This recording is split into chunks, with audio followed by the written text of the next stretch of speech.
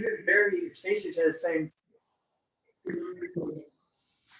Hold on one second. Put something on mute real quick.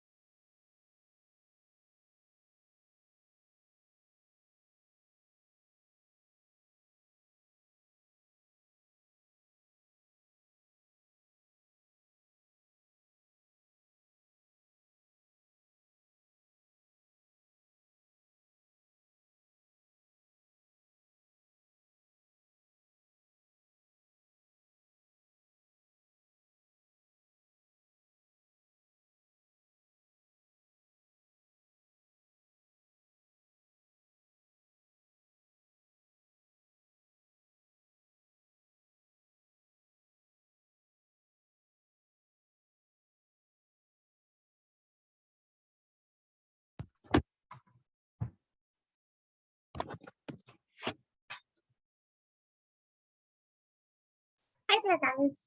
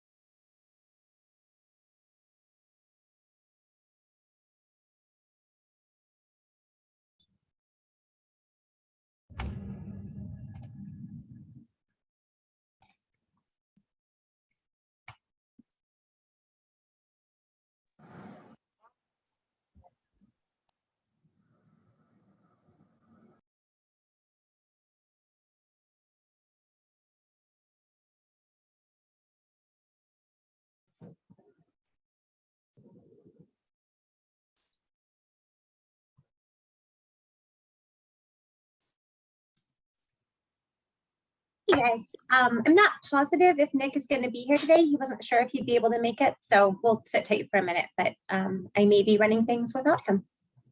So I will say all my snarky comments about Nick while he's not here. We all will.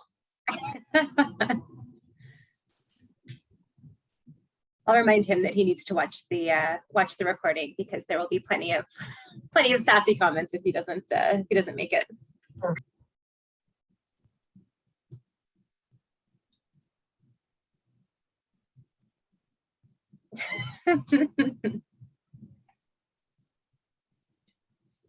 So while we're waiting, where are people from? I know some of you, but a lot of you I don't really know.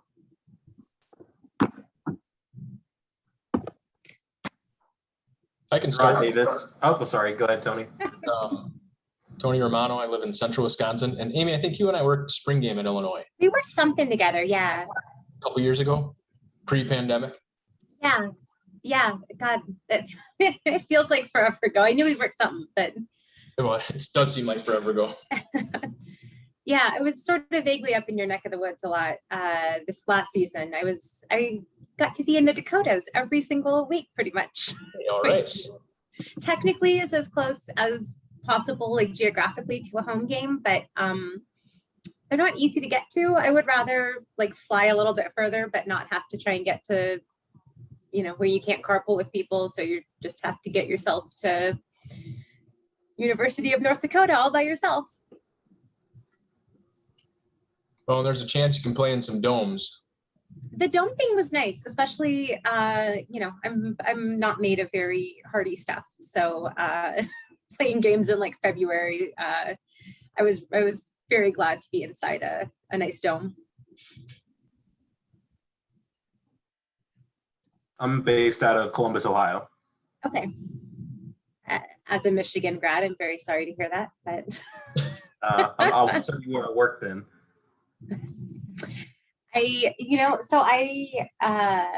I went to UC Berkeley for undergrad, and when Cal played Ohio State and a bunch of friends came out and like they flew into Detroit and rented a Winnebago, and we all drove down, and people in Ann Arbor were telling me, they're like, they are monsters down there. They will tear Michigan shirts off of small children. You're not safe. Like, do not bring, because I was thinking I was just going to drive down. Like, if your car has Michigan plates on it, it's never going to survive. This is going to be the worst thing ever.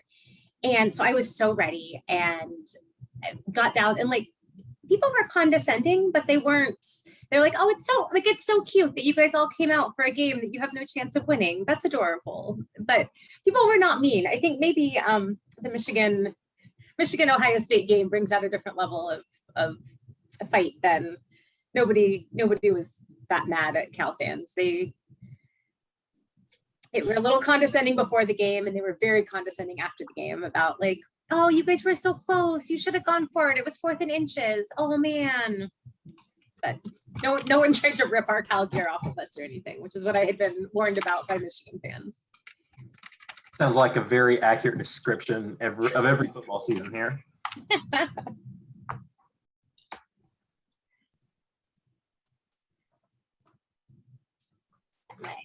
My little stylus out so I can draw on the screen and things.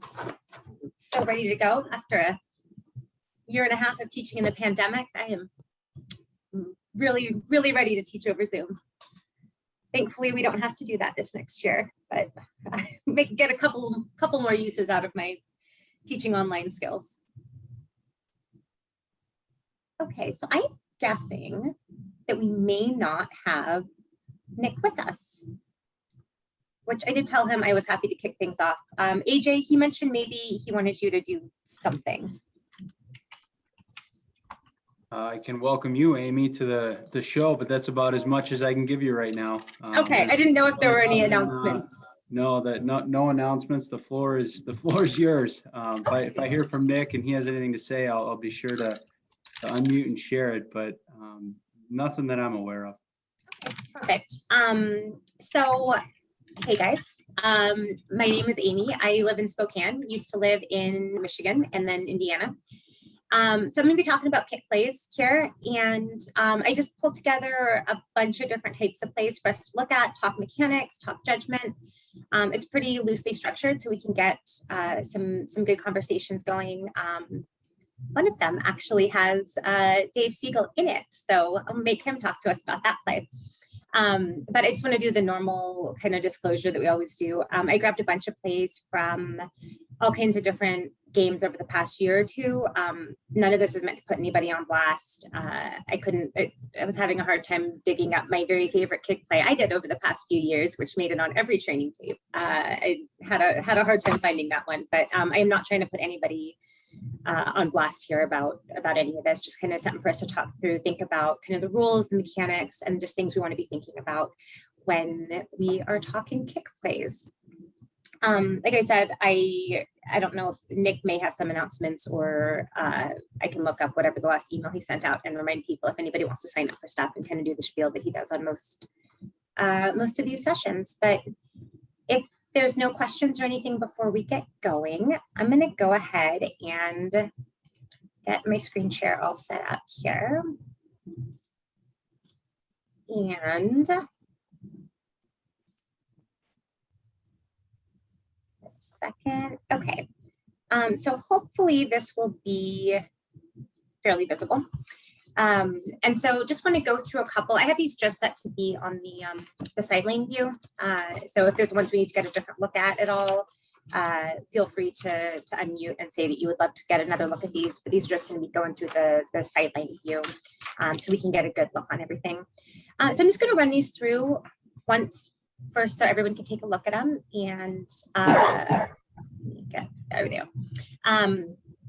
Just see what people have, thoughts people have, and then I have a couple questions, things I want us to talk about on each of these plays. So here we go.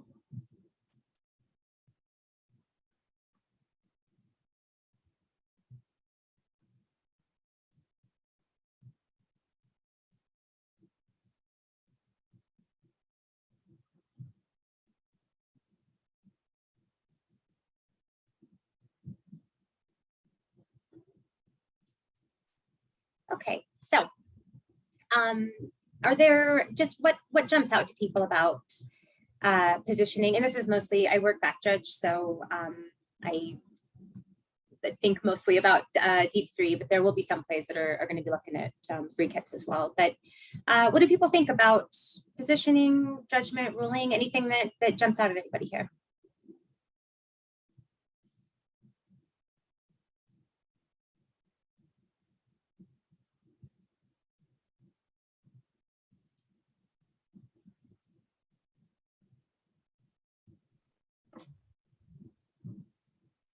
A teacher, I'm very comfortable with letting people sit in silence to get some. This is Arthur Lucky. I'll speak up. I mean, it looks like you have judgment to make on potential interference. I didn't see the ball real well, but it looked like it's still in the air when that guy may have slid in front of the receiver. So the question is, who's watching that man? Absolutely. I noticed positioning on the bottom deep guy. I mean, as the ball hits the ground, it actually gets past him, which you probably don't want to happen. So don't know where he is now, but might not be deep enough given where the ball is. Yeah, absolutely. So I'm gonna back this up just a second here, and we may want to look at an end zone view on this. As a back judge, I think these are some of the hardest, where we got that receiver is running up, just because it's real hard to not get in the middle of the play. So as coming up, and yeah, trying to keep a view on what this guy here is doing, keep an angle without getting too far up and kind of overrunning that play. So run this up a little bit.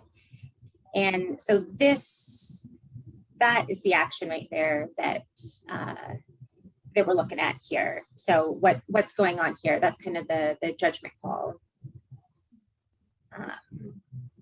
And then exactly as Arthur mentioned, right? We've got our deep wings at this point and our back judge as well are coming in here. We're pretty close to even or even in front of the ball, which is not exactly what we want to be doing. And this is one of those where this is why I grabbed this one, because I have a very hard time of getting up where I can get a good look through through the players have an idea, was there contact, did someone have to adjust their positioning? Do we have potential KCI on this, without being in a position where if it bounces and it kicks back, it's going to be real hard to have a good look and to stay outside that play. So yeah, other comments, other thoughts people have. One question I have, where's the official at the top of the screen on the sideline? I don't see him or her anywhere. I see the side judge, the back judge, but I don't see the field judge anywhere in the screen. Was that injury or something, or? There we go. Okay, he or she is pretty deep there on the 40 plus 45 there. So yeah, that's one thing that kind of jumped out at me when I was looking at it, that perhaps they were a little too deep on that play, for especially where the ball hit on there. But I don't know, I'm an umpire, so I could be totally wrong.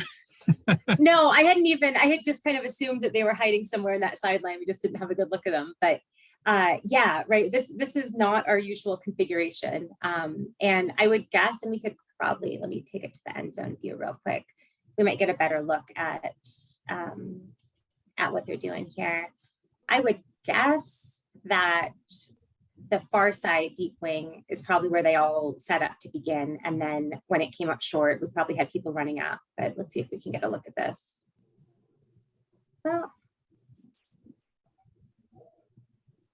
no, that doesn't give us a lot more to work with on that one.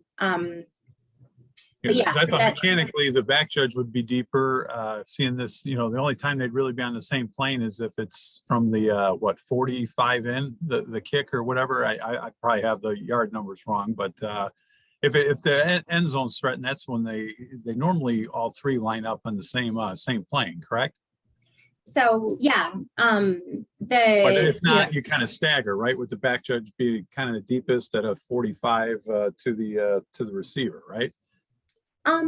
We normally, at least we're normally on a pretty flat line, wherever the back judge has sets up the deep three, and other folks can chime in if that's not how you're doing it. But we normally set up kind of like across one line wherever the back judge sets up.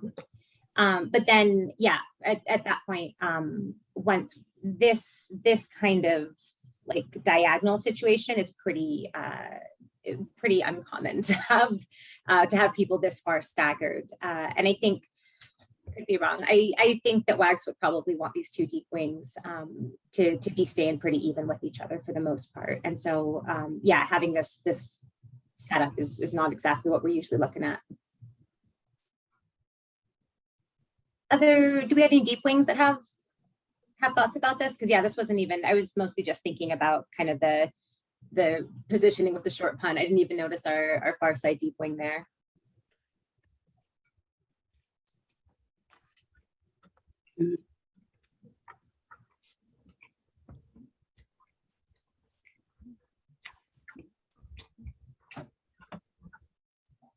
Okay, if there's no other stuff we want to talk about on this one, I'm actually going to jump up. I have a handful of extra plays we can talk about if we have tons of time, but would like us to jump up to number 8, I think.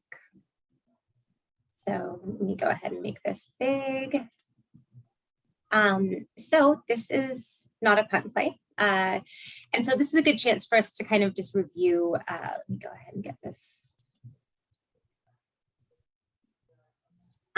So good chance for us to just review who has what responsibilities. So this is a anticipated onside kick. So this is not a surprise for anyone. Anybody want to just kind of go through who is doing what on our onside kicks, just as a nice reminder? When we have all 6 officials up in the box there.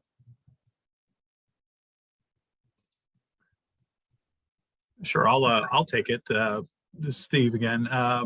Yeah, basically what you're looking for if it's obvious onside kick, the two rules that you want to remember, if you want to look for blocks and clocks, meaning that if the ball is coming is going away from you, you're going to have blocks. If it's coming towards you, you're going to have touching. You want to position with your feet. All 6 officials who are up in the boxes want to be positioned with the heels on the back of the white. And the umpire and the back judge will look for a hard line on the 35.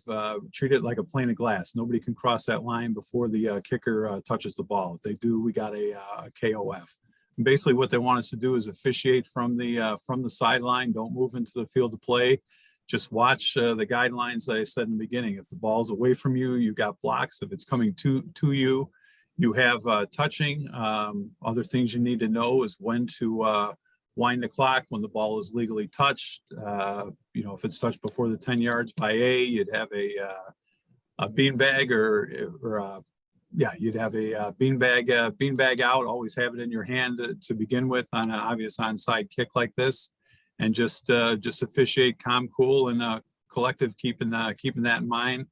Looking for any kind of, especially from B, the receivers, if they're going to be passive or aggressive going for the ball, that kind of changes things. But if they're waiting to field the ball and they get lit up by A, you have you'd have a foul on the kickers. Also keep in mind that you do have a 1 bounce, and if it hits the ground once and pops up, B does have an opportunity to fair catch the ball in there too. So there's a lot to think about.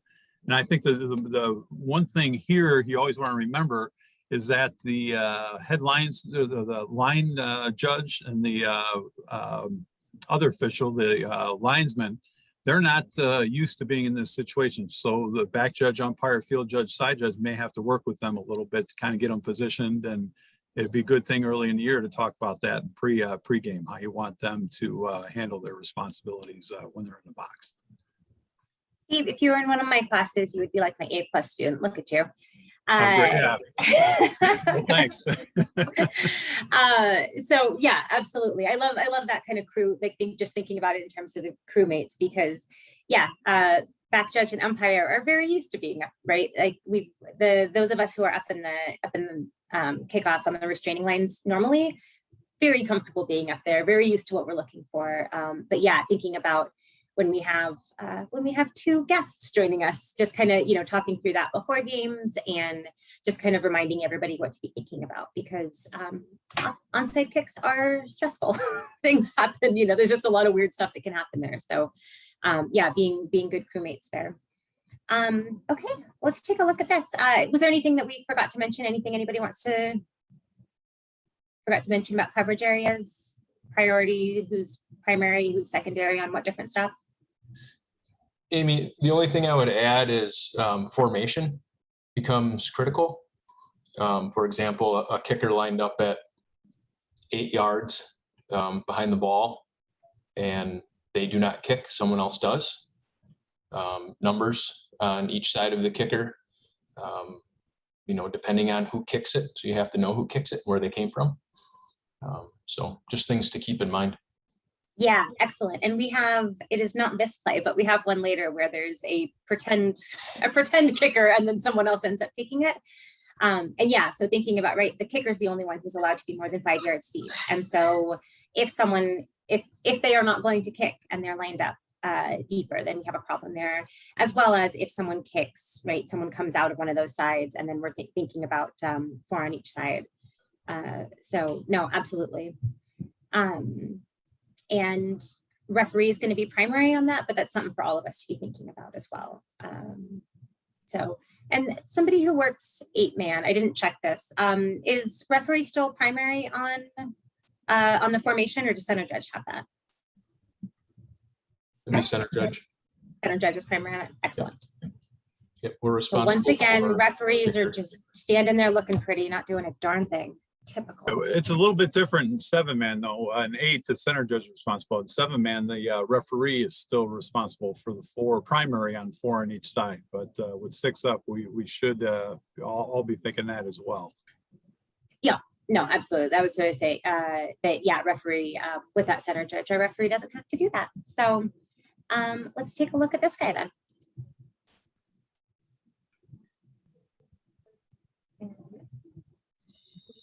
gonna actually give us the TV view for this one because we get a nice tight zoom on this.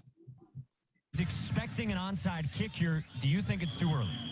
I think it is a little bit early if they could get a stop, but maybe this might be one of those little pooch kicks where you kick it high in the air. I don't know, the way they're moving down towards the sideline, it looks like they're... Alex Probert does go with an onside kick. It's loose, and who's got it? Liberty does. Now there is a... So we end up having a flag on this for they had a flag for KOF on this, which I don't know, the way they're moving down towards the sideline. but I'm more concerned with. So this was, I was mistaken on that. This was the one where we had a pretend kicker, right? So really making sure that we know how many people we have on going on each side here once we have our final formation. And conveniently, they know what they're doing on this play. So no one was lined up too deep, so we don't have to be thinking about that. But so more interested in, so who is going to be able to bring what information on this play aside from replay? Then we can talk about what replay can help out with, but who's going to be able to bring what kind of information on this play if we're thinking just in terms of the recovery here?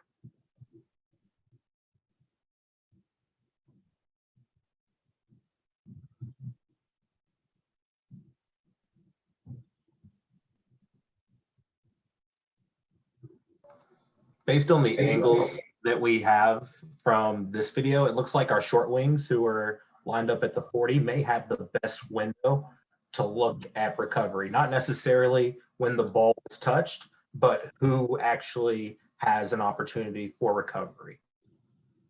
Yeah, I think you maybe, if we're thinking about kind of right the angles that we have coming in here, they're going to have some important information. I think sometimes this is a good one to, like, we have our primary responsibilities, we have what we're all responsible for keeping an eye on, but this is one where absolutely kind of not checking out once, and even, I mean, we may have information coming from the umpire or the back judge, which not necessarily on this particular where the angles are on this, but not kind of checking out with like, okay, no one crossed the line, so we're good, but bringing more information there to help out.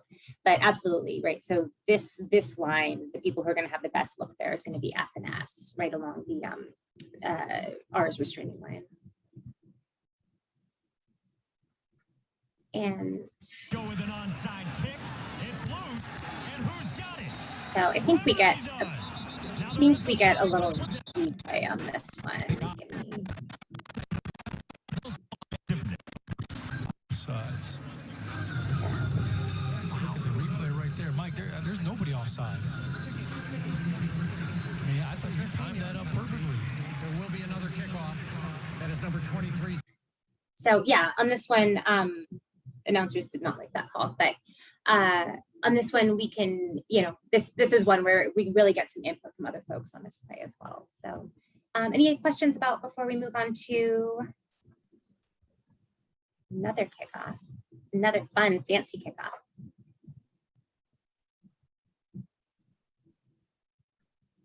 Okay, and here we go. This is another, so fourth quarter, right? We're deep in the fourth quarter here. So we're going to be looking at, we knew this onside kick was coming. And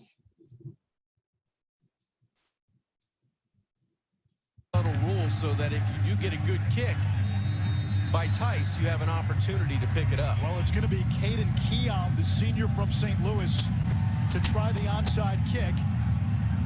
And they've got both kickers on there. They got Tice and Keon, so maybe trying to divert Miami's attention here. Comes to the right side, Central Michigan. okay, we got any thoughts?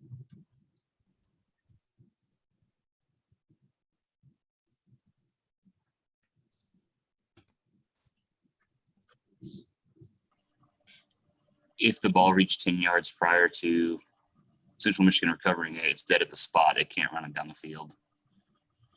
Miami's attention here. Comes to the right side, Central Michigan.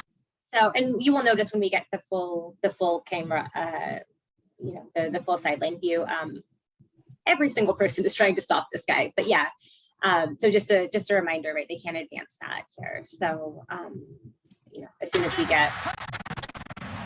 take it to the sideline view, we'll notice every single person was trying to get him to stop running it all the way back for a touchdown. They were going to have to call back. And another important one, which it looks like they may have done properly, but if that ball is fielded cleanly by a member of the kicking team, you should have no time coming off the clock, right? Yeah, absolutely. So we can get a better look at the mechanics on this one.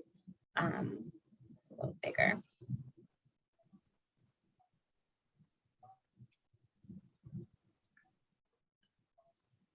And so we'll know nobody wound that clock. So absolutely, because this was never touched by B. You know, whether, I mean, they were offside, so it doesn't totally matter in this play, but right, we should have no time coming off that clock regardless. Whatever happened on this play, there should be no time off the game clock.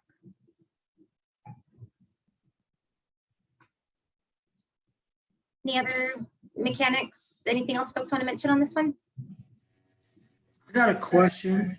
Can't the receiving team have opportunity to catch that ball before kicking team catches it? We'll roll it back here and see if they're in position to make a catch. You know, we shouldn't have interference with them. Also, the announcers, if you guys had the audio, you would know. But this is an interesting play, and that they put both their kickers on the field just to you know, make it a more complicated play. So potentially something that we would want to talk about in a pregame as well, because there are two kickers out here. So it's this guy and this guy, I believe, are both kickers. But yeah, let's see what we got in terms of people being in position, Team B people in position to make a catch here.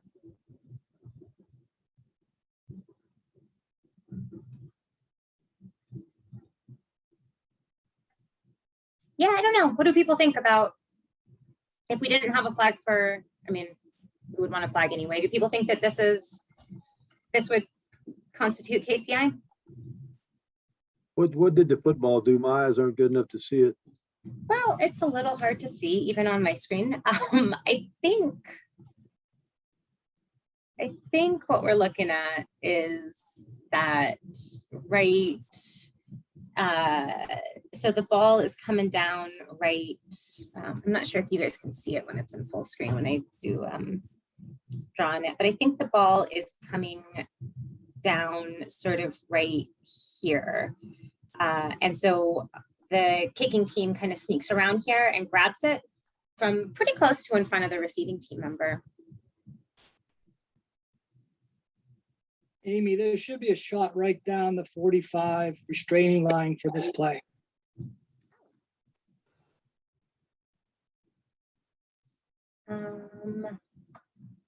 Because the biggest thing on this play, unfortunately, was the game I had. Touching of the ball was the biggest issue here. That unfortunately got missed. Wow, we have an expert that can talk us through some of the additional complications here. So this looks like our best chance at having.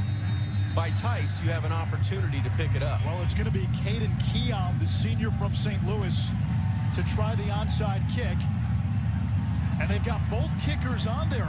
They got Tice and Keon, so maybe trying to divert Miami's attention here. Comes to the right side, Central Michigan has it. But a flag is down, hold on. Yeah, TV will eventually show a replay, a zoom right going down the line. You can see where the ball was actually touched, whether it's before or after 10 yards. Like he's limping a little bit. There he is. You could have called two players, I think, for Central on that. Right there. If you go back and freeze that, you can see that the ball was technically touched prior to going 10 yards, which was missed on the field. And unfortunately, replay, we didn't catch that as well. So yeah, for folks who don't have as good a it's a little clearer on my screen than I think it is on yours, but yeah, so right there is when he's making that catch. Exactly. So, and can I ask you to tell us when replay can help out on things and what they can help out with on one of these kind of plays? Well, sure, on onside kicks, the biggest thing we're looking at is the touching of the ball. Who's it touched by and when is it touched? And we're also looking at recovery and we're looking at blocking. Those are the areas we can come in and help. On this play, it was obvious they're offsides. That's what we sort of focused on. We were like caught off guard. The guy ran the hoist down into the end zone. And we just had a mental lapse in the booth as to who was looking for the touching of the ball. So it wasn't until after the fact a replay came up, we're like, oh my God, we just blew that one and we should have stopped it. We got lucky on the next play, but on this one, it should have been a booth stoppage with touching of the ball by the kicking team first and giving the option to the receiving team to have the ball right there at the illegal touch. I was just about to ask if anybody wanted to tell us why would it matter if you catch that, since we already had the offside. But yeah, absolutely right. So that would be a illegal touching spot. So right, they get the ball there 1st and 10 instead of going back 5 and re-kicking it, and the chance of not getting the ball. So it was a pretty big play in this game. As you can tell, it was a minute 24 to go in a 2-minute game and a championship game. It's one that can't be missed. But again, there's 8 guys on the field. Nothing was talked about, 2 guys in the booth, and we all missed it. So it happens. Won't happen again, trust me. But it does happen when you're in the heat of the battle to look for that touching. Absolutely. Tony, it looked like you were wanting to say something maybe. Nope, that might have been my phone buzzing around. Or my kid upstairs, sorry. No, it was showing you as lightened up. I just wanted to make sure I didn't talk over you. So yeah, Matt, thanks for pointing that out, because this is a really, we can all learn from it. So it doesn't happen to anybody again. So yeah, thanks for sharing that. Any other questions or comments? Okay, then gonna move back to a punt play.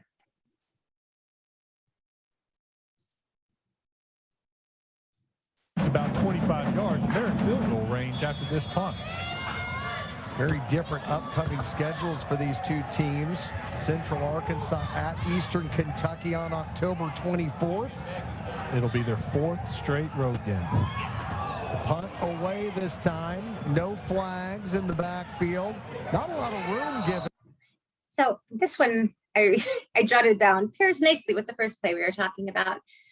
So another one of these short punts, which are literally my least favorite kind of punt in the whole world, so it's short. We've got officials who are needing to move up to kind of close down on this play. And I don't know that this angle gives us a lot. I think our deep wings are in pretty good position there. We can kind of see a shadow up here. I think our deep wings are in pretty good position. And then the back judge here trying to come up and get a look through on that play. So in terms of positioning, we're a little bit farther than is ideal for ruling on a punt, but these are, they tell us really to slow down, take your time coming up. You don't want to overrun. You don't want to be too tight on it. And so, I think the positioning is pretty good. What do people think about this play? No flags in the backfield. Not a lot.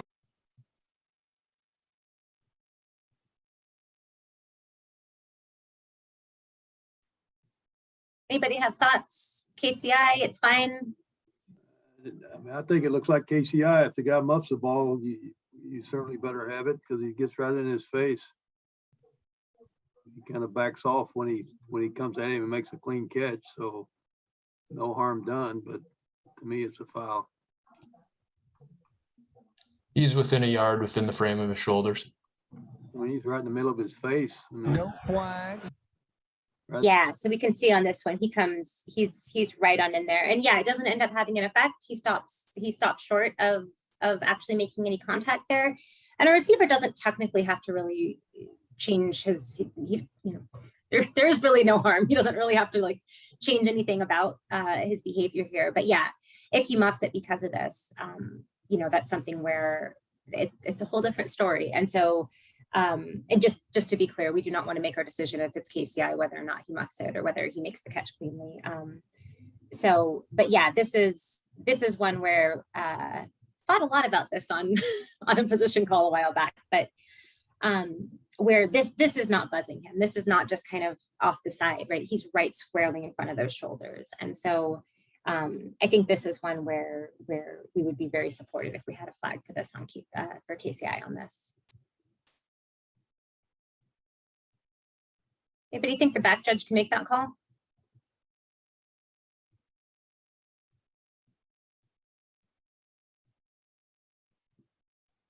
I would say as back judge, I don't think there's an angle I can get where I'm going to be able to see this. And so, you know, I know back judge has that all the way, but with how this player ends up right as the catch is being made, I don't think there's an angle unless, you know, the back judge was fully on the other side of this play. I don't think there's any way they're going to have a look at that.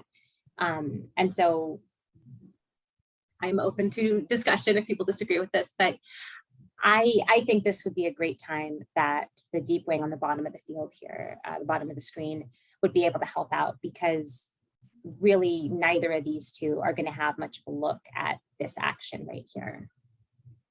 So I think, especially if we don't have gunners who are really threatened, if there's nothing major that we need to be keeping an eyes on, I think this would be a great play for the deep wing at the bottom of the screen to be looking up and have some input there, be able to help out. Can you back it up and let it run? Absolutely. It'll be their 4th straight road game. The punt away this time. No flags in the backfield. Not a lot of room given by the Central Arkansas Spring.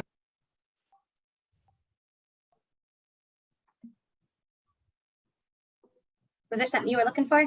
Well, I'm just looking, you know, being a side judge and knowing what I would be looking at. I think it'd be a great pickup if the wing on the bottom side got that call, but he does have a guy that's, you know, he's not threatened as the ball's being caught, but there's pretty close running with the other guy right prior to the catch. So, I mean, he's going over there in a big hurry. I mean, to me, the back judge has a primary and probably better figure out an angle to get it. I mean, if the side judge can get it, great, but you're asking a lot from him to take his eyes off his guy and get it at the last second and have a flag down. No, absolutely. And I think this would be a rock star play to be able to help out on if they happen to have a look through there. But no, you're right. I mean, this is back judge's primary coming and going. And but yeah, just the angles on that one. I know this is a play I would want to talk to my deep wings about, you know, in pregame or something about, can anyone help me on this, or do I have to live and die by whatever angle I can get on a play like If this? you just freeze it there, I mean, the deep guy, it's got a potential block in the back with that guy standing on the side. So, I mean, that's where my eyes are focused. And then to come off of that at the last second and pick that guy up that comes into the receiver's view is asking a lot. Not that it can't be done, but to me, that back judge's got to get in position to get an angle and make that call. Yeah, no, I think, you know, and this is one of those where, you know, if we get a real early read on it, we might be able to get a better angle, you know, be a little bit further up, but it's a tough play. Okay, do a couple more punt plays. I want to make sure we have a little bit of time I have 3 wacky, silly plays to look at, but do a couple more just to look at some basic positioning, coverage and stuff, and then save a little bit of time for a couple silly plays at the end.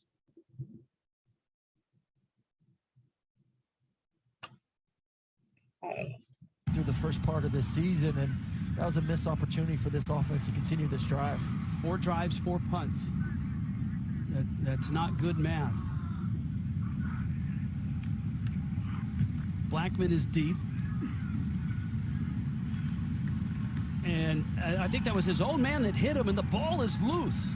Eastern Michigan with a great opportunity. And let's see who's got it. So I think we're going to get a replay of this to get a better look at it, but this is just not something you see very much. You never want to be under that pile. There's a lot of grabbing and punching, and especially without the possession determined yet.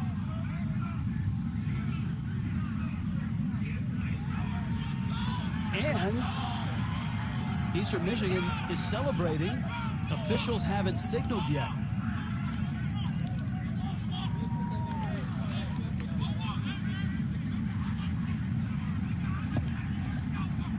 There was contact with a returner, but I believe that was his own man that hit him. Ruling on the field as the ball was touched by the receiving team, recovered by the kicking team. It'll be 1st and 10 for Eastern Michigan. And that's exactly what Eastern Michigan needed. They get the football deep in Toledo territory at the 17-yard line. And much needed. Okay, so I think that's all we got in terms of looks at it. No, we have one more slow motion. Hold on. Forget there is a third component to football, and that's the special teams. And sometimes you need a big play on that side to spark your football team, and heads up play right there to locate it and then fight for it at the end. And like we said, who knows what's going on at the bottom of that pile, and it's all will and fight, and who's the bigger dog at the end of the day. Okay. So thoughts? This was a real good one to look at because I have never had this happen in a game, and thinking through this whole process on film would mean that I will be much more prepared if this happens in a real game, like in a game that I'm on. This is Arthur again. I hate to keep talking, but I think this shows the importance of staying with your keys and knowing what your people do, because you've got to know how that guy got into the receiver. And based on what I see, he got blocked into him, and it was his own man, and it was a legal block. It wasn't in the back. So what I see is a legal play, but you got to know who initiates the contact and whether it's legal or illegal. Yeah, absolutely. Other people have thoughts?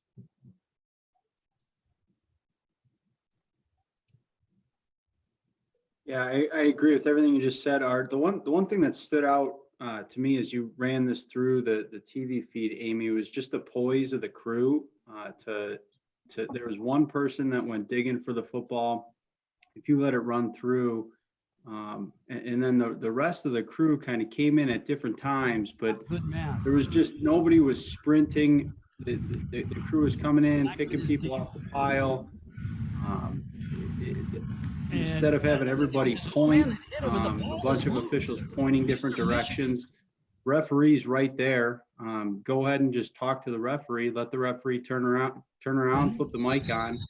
With a great opportunity. Go ahead and explain what just happened on the field. That's what stood out to me watching this play. In addition to knowing the kicking team player was blocked into the receiving team player.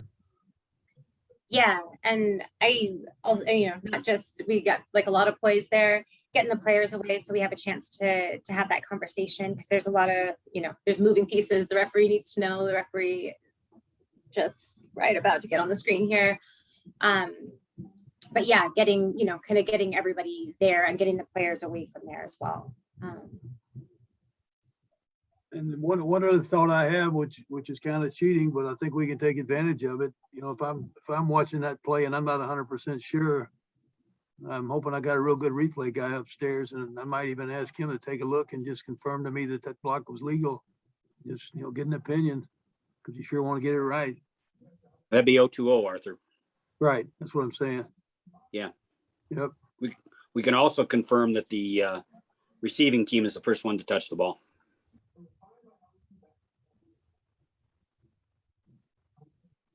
Yeah. So while we're on the topic, guys who work replay, how, if we aren't sure about some of that stuff, is that if there's something we need people to look at, how do you because I know some of the people on this call work with replay sometimes or not at all, or anybody want to talk us through just if there's stuff we need help on?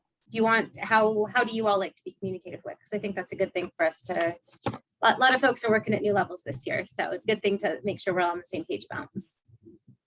Now, as an RO, I appreciate anything that the field guys can give us, but it's also vice versa. We will give you as much as we can as possible if it's clear and obvious. If it's not, we'll let you know. I mean, on this play, this is actually another play that I had last year. It's just take your time on the field, make sure you know what you got, explain it to the referee. He has a clear, precise ruling on the field and allows us to make a decision whether we're going to stop it or not. While you're going through the skirmishes, I'm already up there going through and making my decision before you guys even tell me what you got. And if we're on the same page, great. If we're not, then I got to make a decision to stop. But anything little, we'll do what we can to help you out. Just Yeah, I talk to agree the with that. OTO, the communicator will relay it back down to you once I get a chance to look at it on the video.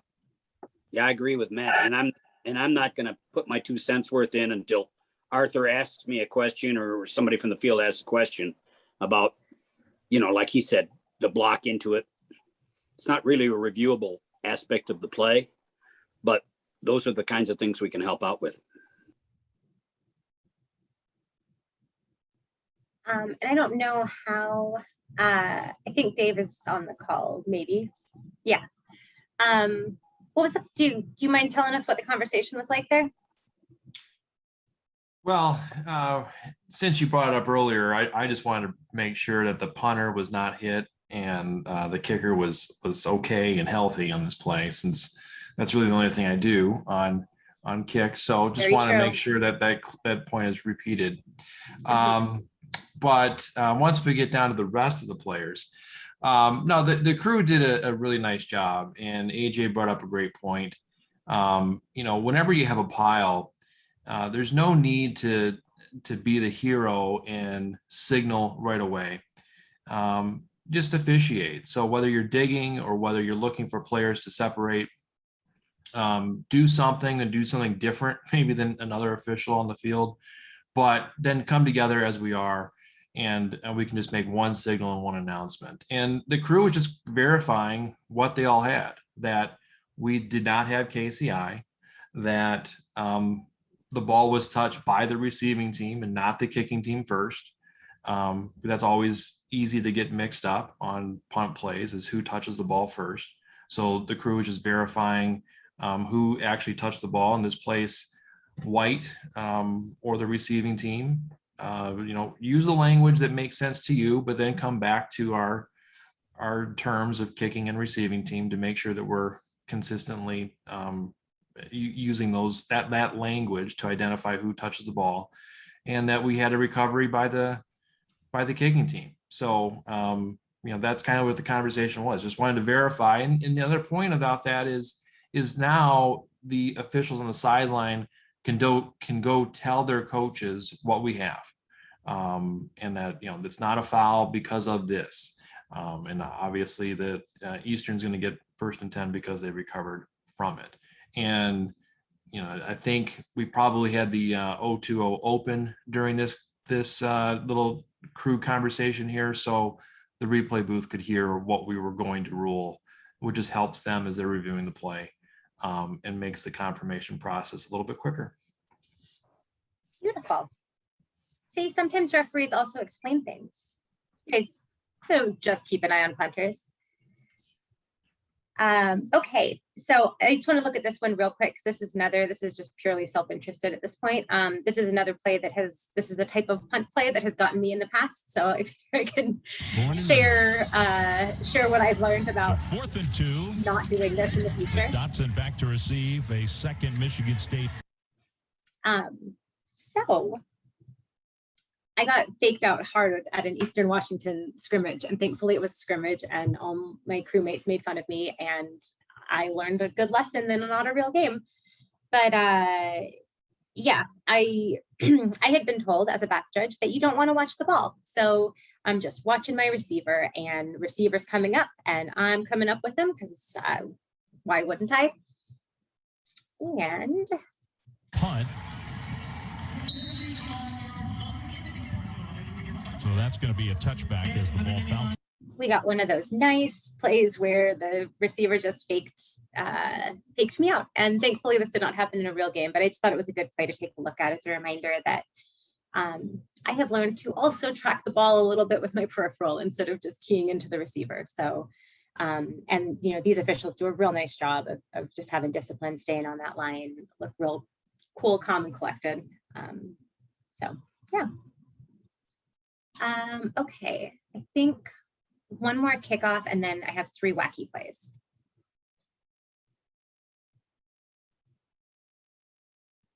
Okay.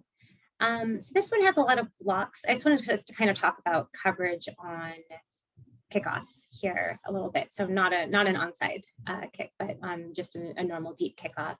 Because there's a lot of ugly looking blocks. And I thought this was a real nice play for us to kind of talk about who's looking where. And just as we're going through thinking about both in 7-man and 8-man, because the coverage areas are going to vary a little bit between them, but not a ton. So yeah, we'll let it roll and then we can kind of roll it back and take a look at who's got eyes on what in terms of some of these uglier blocks. Start for Central Michigan. It looks like the layoff was worth the wait. Incredibly poised opening drive. And now on the other side, we get to see the rebuttal for another quarterback getting his first big time action. Isaiah Cox back to receive this kick inside the 5-yard line. This will actually be Demontre Tuggle instead. And Tuggle on a terrific return. And I'm going to give us a sideline view just because we can see stuff a little better there. But if anyone would like to talk about who is seeing what, because there's a couple of bodies going flying, stuff that if we don't have eyes on the whole thing, we might get ourselves in trouble.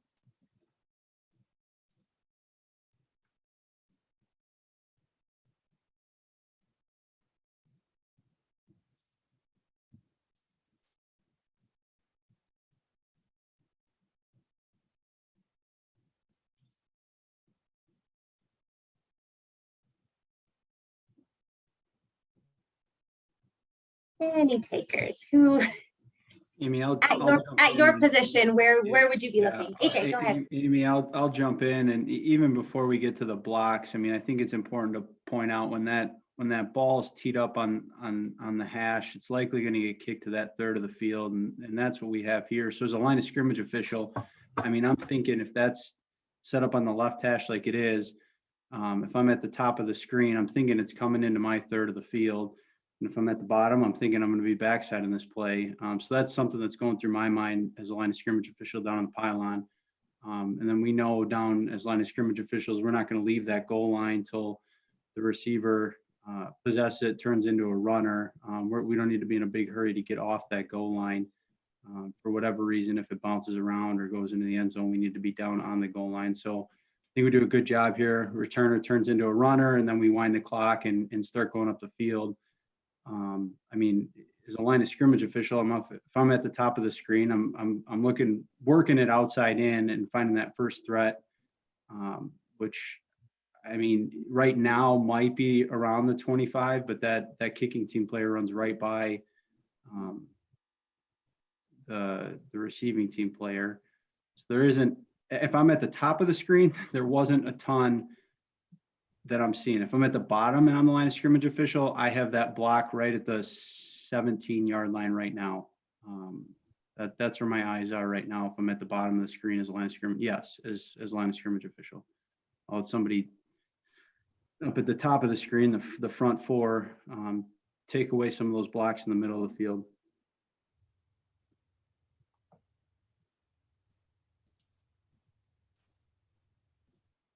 And 7 and 8 man, the umpire, because it's to his side. 8 man, you're going to have the lane between the hashes and the numbers. And 7 man, you're going to have from the middle of the numbers to the middle of the hash. So right where Amy has drawn the lines there, you're going to have that action. Again, we're officiating zone here, not the players anymore.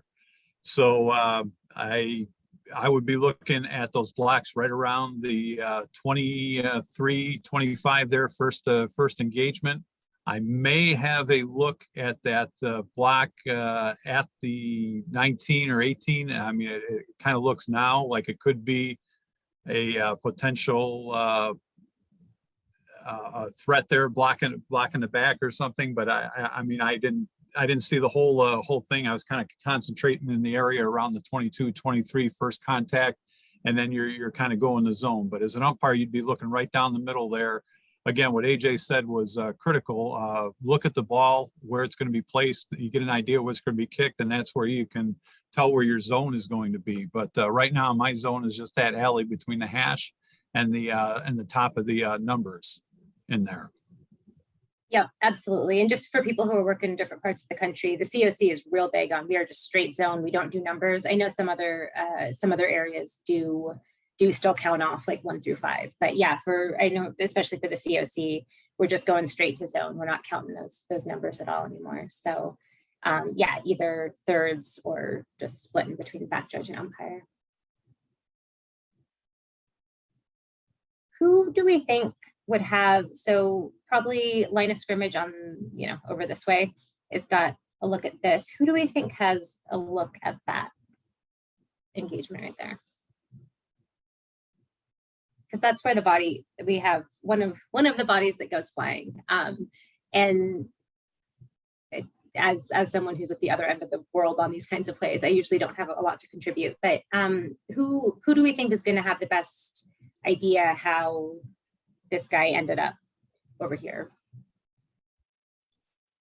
Referee needs to have an opinion.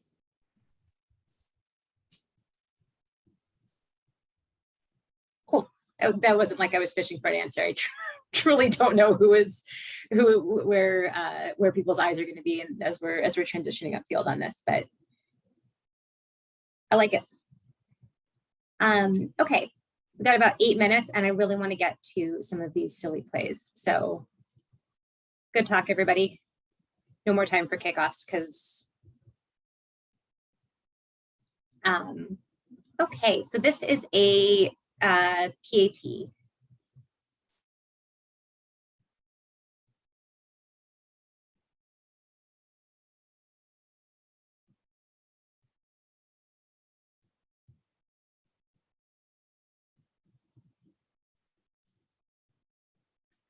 And we had a cute little pass play there.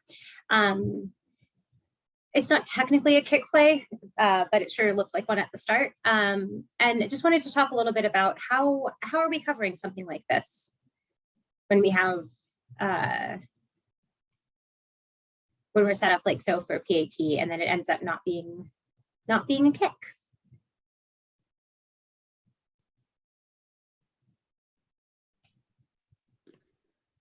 In full disclosure, Amy, this was the worst play I had during last season, just so you know. I had no idea that you were. So what would you do differently if you had it again? I had no idea so many people would be on this call that were on plays that I grabbed. This is good. This is why officiating is humbling. So we have a passer in this instance. I'm the center judge.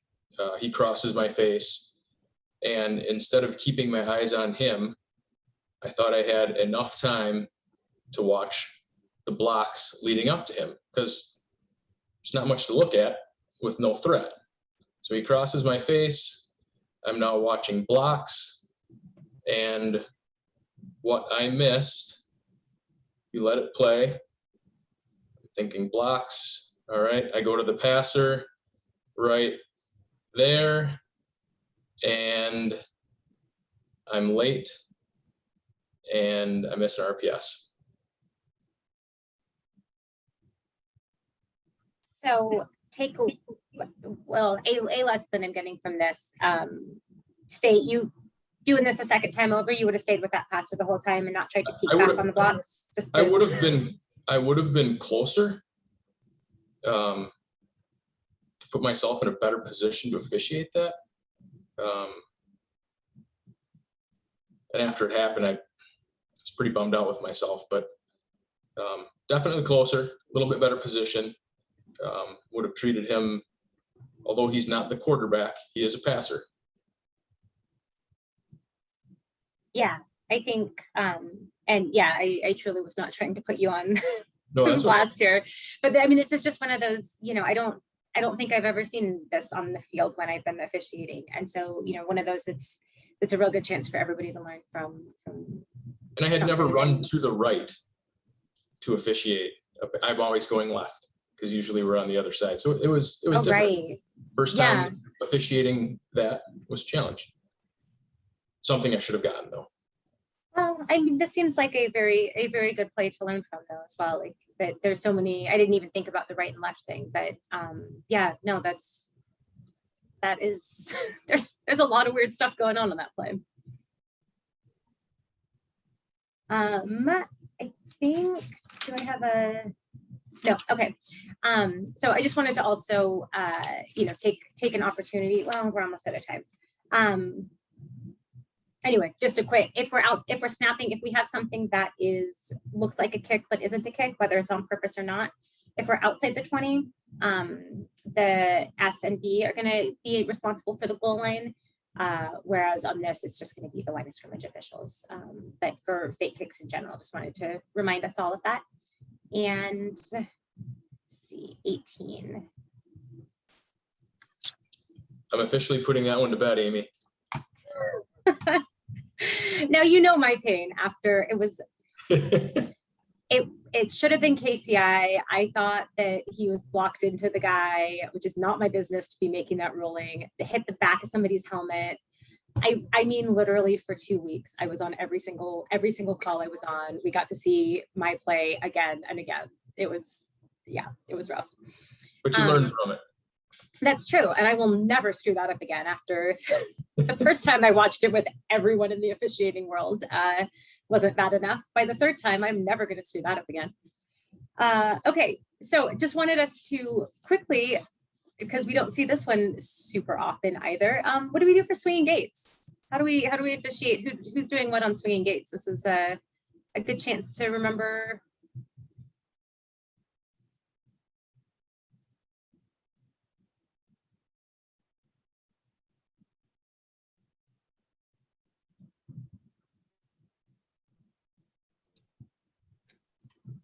Numbering exceptions are extremely important. Absolutely.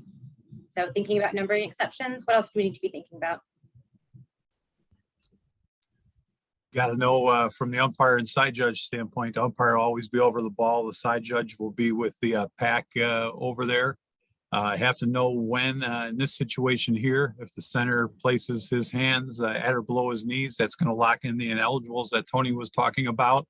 And they will not be able to shift after that, meaning if they have 5 linemen 50 to 79, they're okay, whatever they do here. But if they don't, then you'll have to watch for one of those ineligibles that if the center has his hands at or below his knees in this formation, they shift out of it, that ineligible number that was an interior lineman is not an end on the line of scrimmage if they do go to a traditional formation. Excellent. But yeah, the side judge should always be with the pack over there to the top of the screen.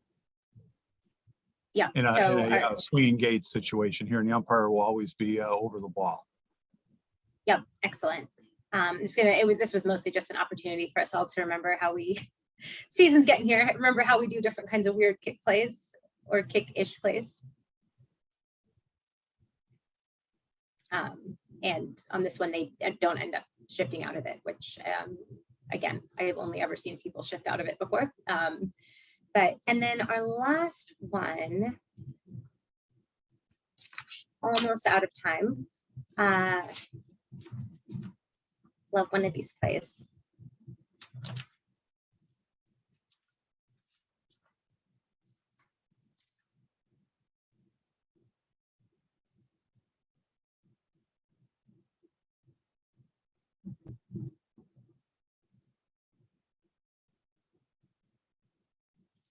Okay. So coaches clearly wanted DPI on this based on how the receiver gets hit. Why is our crew so awesome? And why is this not pass interference?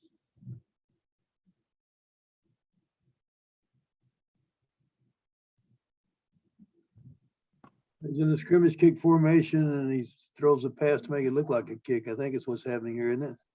Yeah, absolutely. So when we have this situation where apparently this was the second time they did this in either 2 games or something, but we're set up, we're in a scrimmage kick formation, and we end up passing out of it with a high pass that's clearly meant to look like a kick. And so, yeah, can't have DPI on that. Could still have, you know, targeting or, yeah, you know, any assorted other personal fouls, but we cannot have DPI on that. Okay, we're out of time. Thank you everybody for participating. And I know sometimes you don't have to do as much audience engagement, but blame it on my day job. Thanks everybody for doing this. I don't know exactly what Nick would have announced if he were here, so I'm sure he'll email everybody. And yeah, thank you all for participating. Hey, nice job, Amy. Good selection of plays. Hey, thank you. Nice job, Amy. Thanks, Hi, Amy. guys. Great job. Great review. Thanks. Thanks, Amy. Thanks, guys. Thank you.